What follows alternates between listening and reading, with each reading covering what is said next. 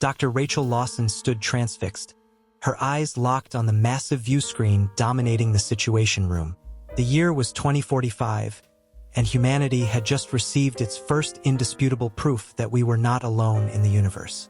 The image on the screen showed a fleet of sleek, silver vessels hanging motionless above Earth's atmosphere. Their design was unlike anything humanity had ever conceived: smooth, almost organic curves that seemed to absorb and reflect light in impossible ways. There was an unsettling beauty to them, a silent majesty that made Rachel's breath catch in her throat. "Dr. Lawson," a gruff voice broke through her reverie. "Your assessment?" She turned to face General Marcus Hayes, his weathered face set in grim lines as he surveyed the room. The tension was palpable. Military personnel and civilian advisors alike shifted nervously, their eyes darting between the view screen and each other. Rachel took a deep breath, centering herself. As one of the world's leading sociologists specializing in conflict resolution and intercultural communication, she had been summoned to this high-security facility the moment the aliens appeared. Now all eyes were on her. "General, at this point, we can only speculate," she began, her voice steady despite the adrenaline coursing through her veins. "But their behavior so far suggests a non-aggressive stance. They've made no attempt to jam our communications or interfere with our satellites. They're just watching." Hayes' frown deepened. Watching for what? An opening? A weakness? Before Rachel could respond, a young lieutenant burst into the room. "Sir, we're receiving a transmission from the UN Security Council. They're convening an emergency session and requesting our presence." The general nodded curtly. "Prepare the secure link. Dr. Lawson, you're with me." As they moved to the communications suite, Rachel caught sight of a familiar face on one of the smaller monitors. Lena Alvarez, a renowned journalist known for her fearless reporting from conflict zones, was broadcasting live from New York. "Unprecedented event in human history," Lena was saying, her usually composed demeanor betraying a hint of excitement. "Governments around the world are scrambling to respond to the arrival of these extraterrestrial visitors. The streets are a mixture of celebration and panic." The feed cut off as they entered the secure room. Rachel's mind raced as she took her seat beside General Hayes. How would humanity react to this paradigm-shifting event? Would we rise to the occasion or succumb to our baser instincts? As the faces of world leaders flickered onto the screen before them, Rachel couldn't shake the feeling that the next few hours would set the course for humanity's future. And somewhere above, silent and inscrutable, the Elorans watched and waited. The UN Secretary General's voice crackled through the speakers. "Ladies and gentlemen, we face the greatest challenge in human history. The question before us is simple yet monumental. How do we approach these visitors?" Rachel leaned forward, her heart pounding. Whatever happened next would change everything.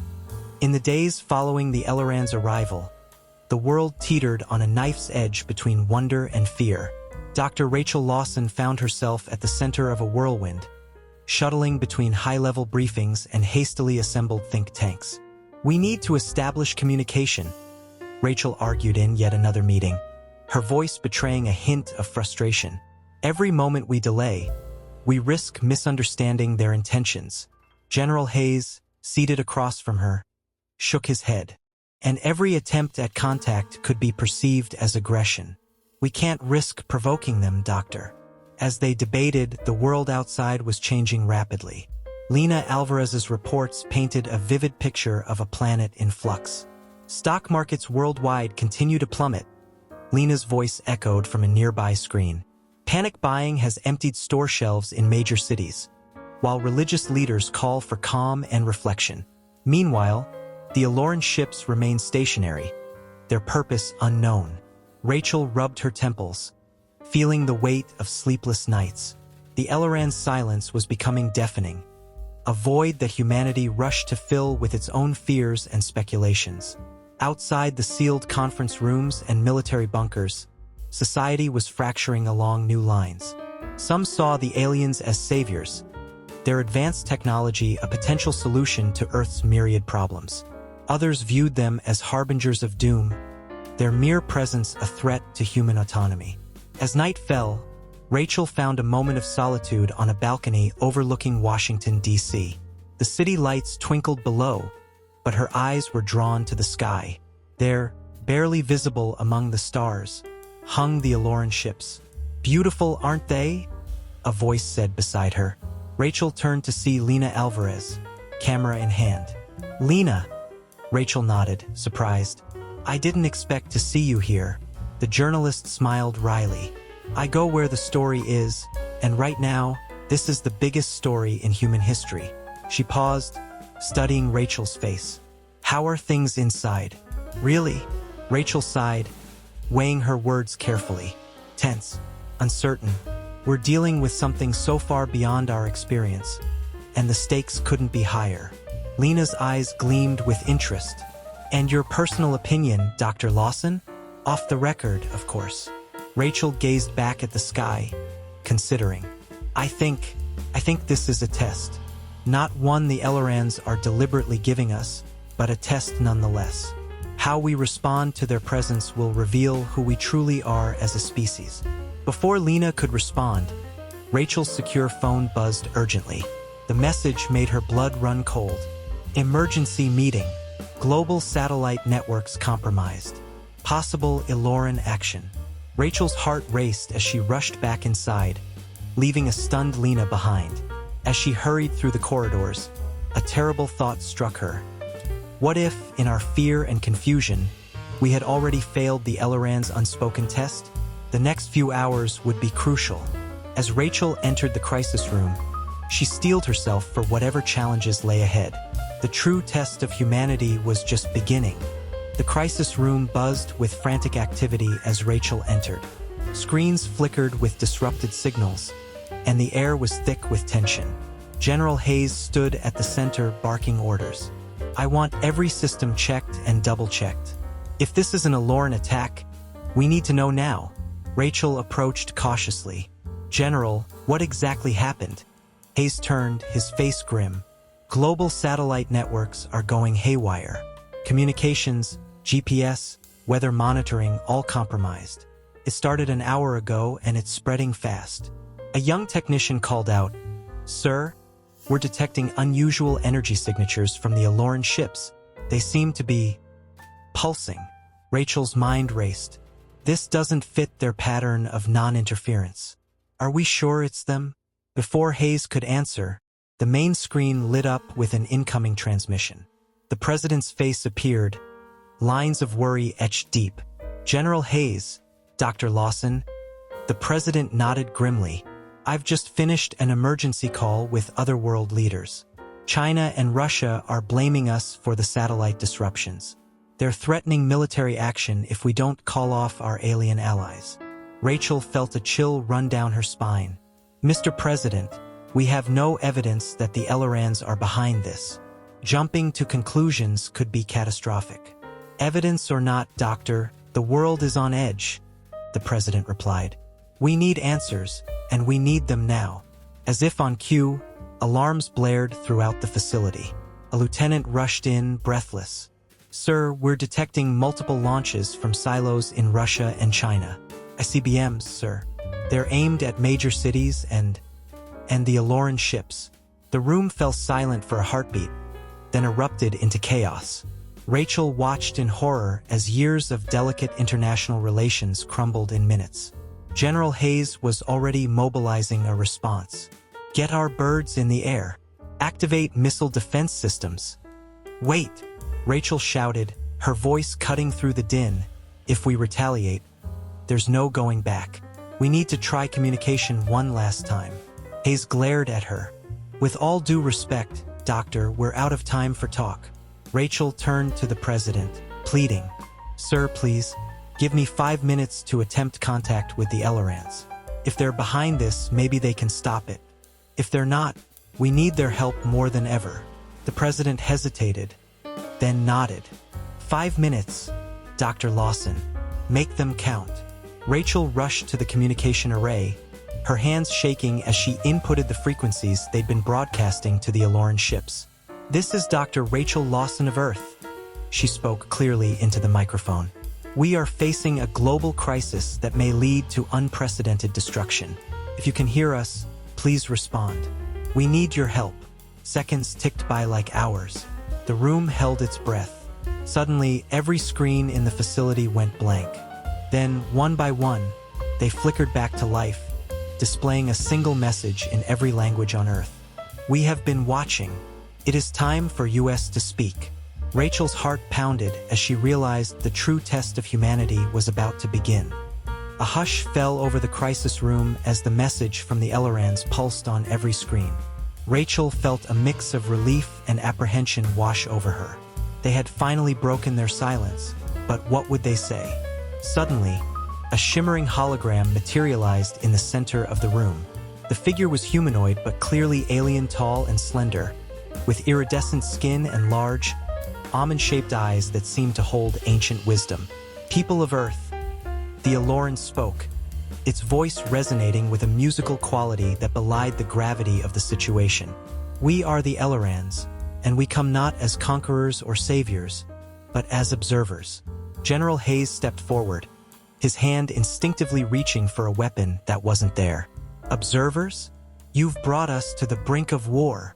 The Elorans' gaze shifted to Hayes, its expression unreadable. We have done nothing but watch. The chaos unfolding is of your own making. Rachel intervened, her voice steady despite her racing heart. Please, we have missiles in the air.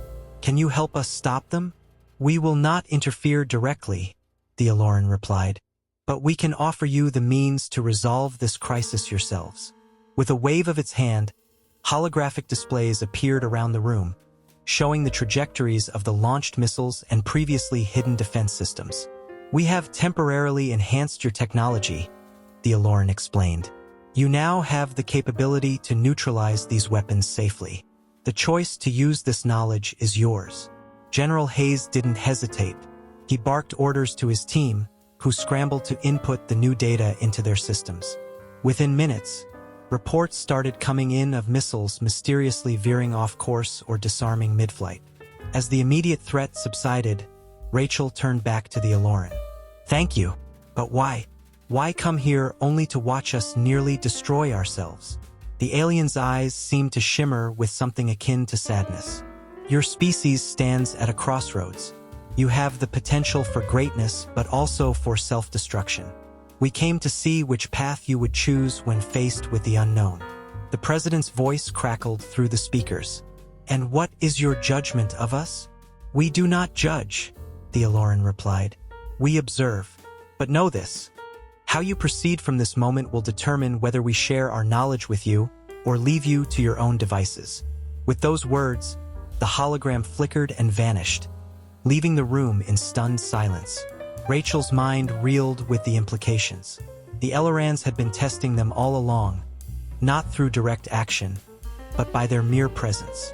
Humanity's response to the unknown had nearly led to catastrophe.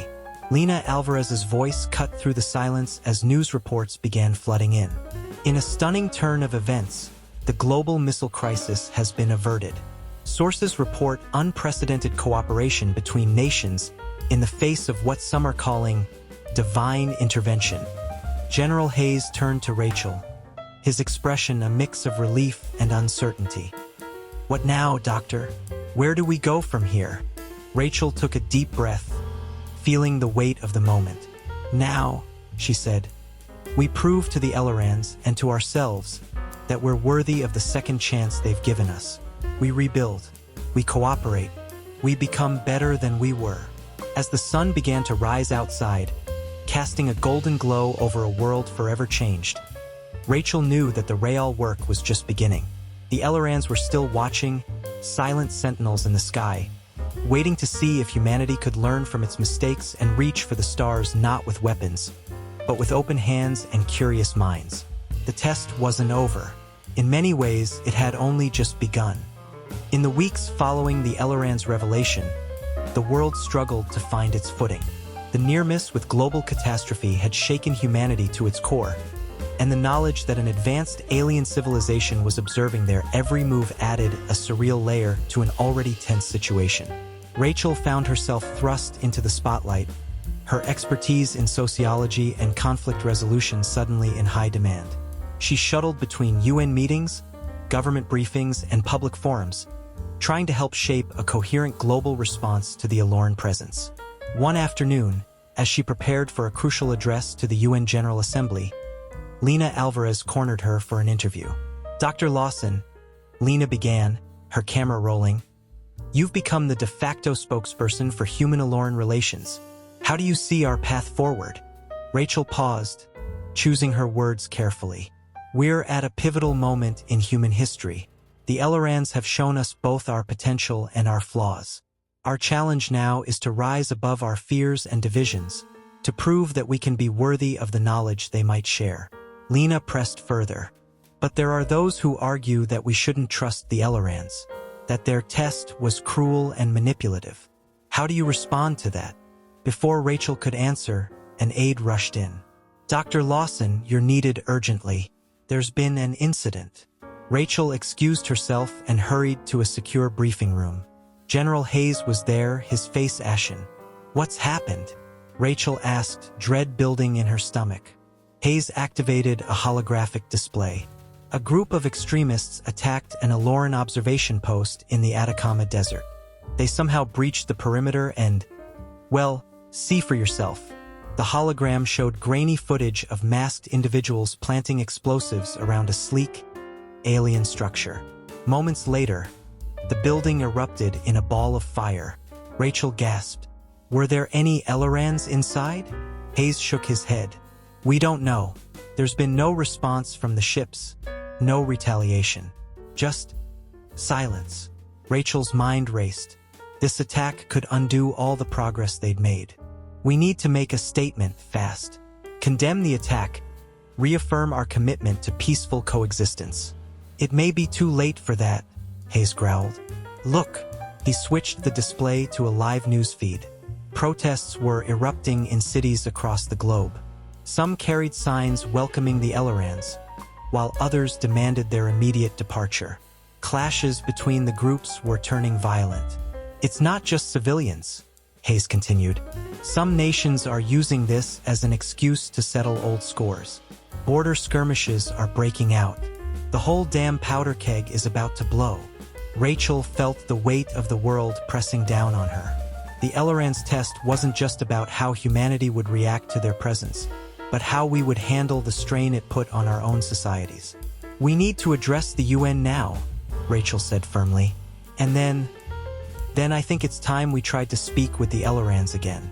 We need to show them that these extremists don't represent all of humanity." As she strode towards the General Assembly Hall, Rachel couldn't shake the feeling that they were running out of time. The Elorans were still watching, silent and inscrutable. But for how much longer? And what judgment would they pass if humanity couldn't pull itself back from the brink? The future hung in the balance, and Rachel knew her next words could tip the scales. As she approached the podium, she took a deep breath, ready to fight for humanity's potential in the face of its darkest impulses. Rachel stood before the United Nations General Assembly, the weight of her words hanging heavy in the air. Representatives from every nation watched with bated breath, their faces a mixture of fear, hope, and barely contained tension. "Distinguished delegates," Rachel began, her voice steady despite the turmoil in her heart. "We stand at a crossroads unlike any in human history. The attack on the Eloran observation post was not just an act of aggression against our visitors, but a betrayal of our own potential." She paused, letting her words sink in. "The Elorans came to observe us, to see if we are ready for the knowledge they possess. In our fear and confusion, we have nearly failed their test. But I believe it's not too late to show them, and ourselves, what humanity is truly capable of." As Rachel continued her impassioned plea for unity and cooperation, the chamber erupted into a cacophony of voices. Some cheered her words, while others shouted accusations of naivety and alien collaboration. Suddenly, the lights flickered, and a familiar shimmering hologram appeared at the center of the assembly. The Eloran representative materialized, its presence silencing the room instantly.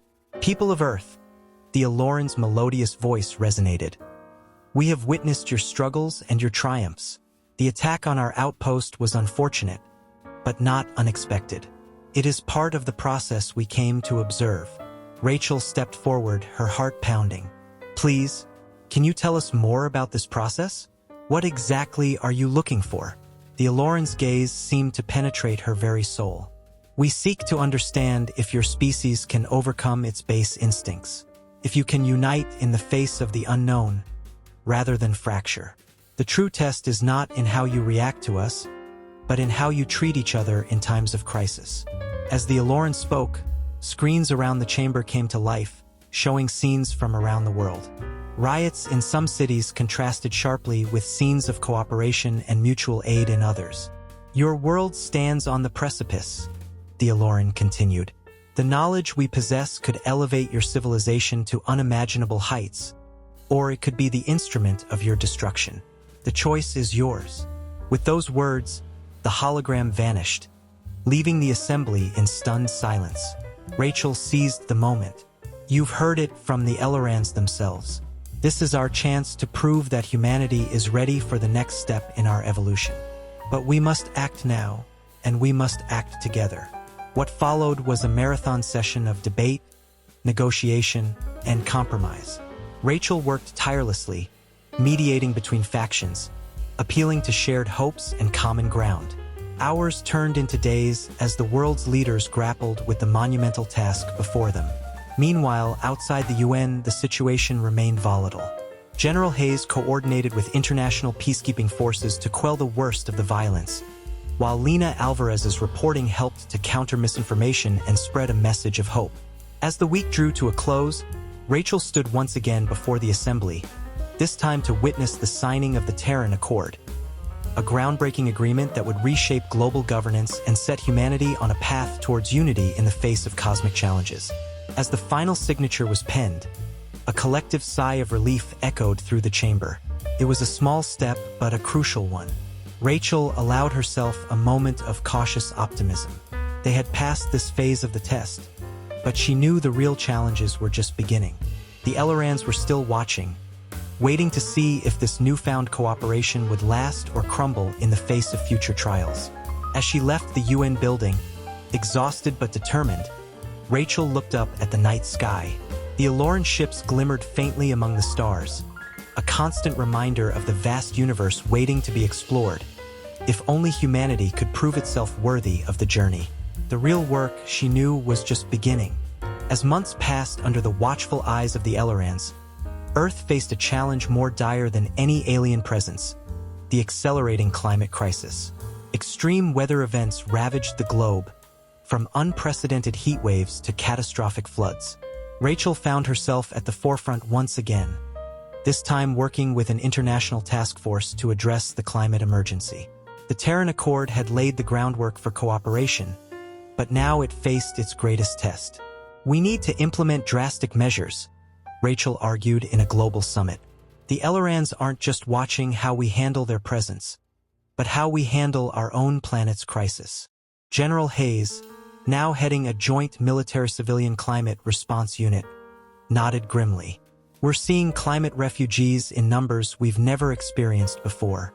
If we don't act now, we're looking at global instability on an unprecedented scale. Lena Alvarez's reports from the front lines of climate disasters painted a grim picture. Entire island nations are disappearing beneath the waves, she broadcast from a makeshift refugee camp. The question isn't just how we'll survive, but who we'll become in the process.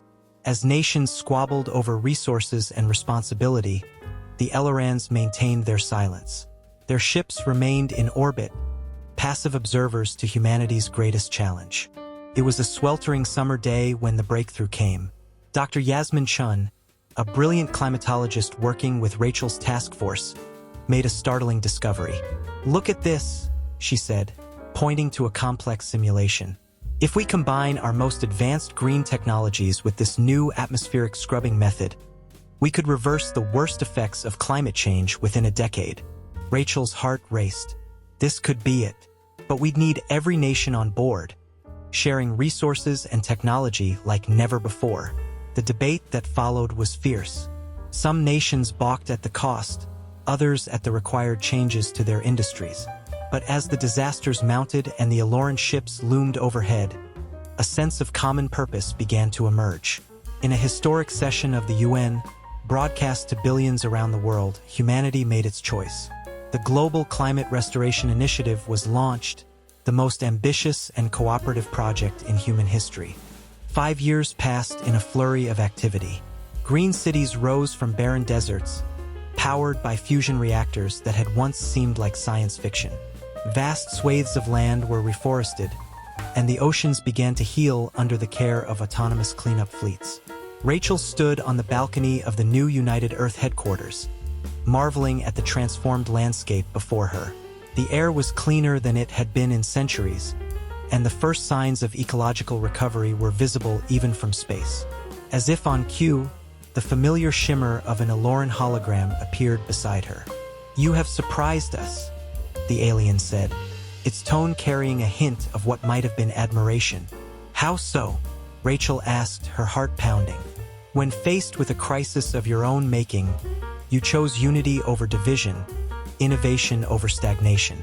You have passed a test far greater than any we could have devised." The Eloran gestured, and the sky filled with a breathtaking display of their ships decloaking. There were thousands of them, far more than anyone had realized. "We are ready," the Eloran said, "to share our knowledge with you. But know this, it is not our technology that has saved you, but your own capacity for change and cooperation." As news of the Elorans' decision spread across the globe, Rachel felt a profound sense of hope. Humanity had faced its greatest challenges, both cosmic and earthbound, and emerged stronger, wiser, and more united. The road ahead would not be easy. There would be new challenges, new crises to face. But as Rachel looked out over the rejuvenated Earth, with the promise of the stars now within reach, she knew that humanity was ready for whatever the universe had in store. The silent watchers had seen humanity at its worst and its best. And in the end, it was not the arrival of aliens that had changed the world, but the realization that the power to shape their destiny had always been in human hands.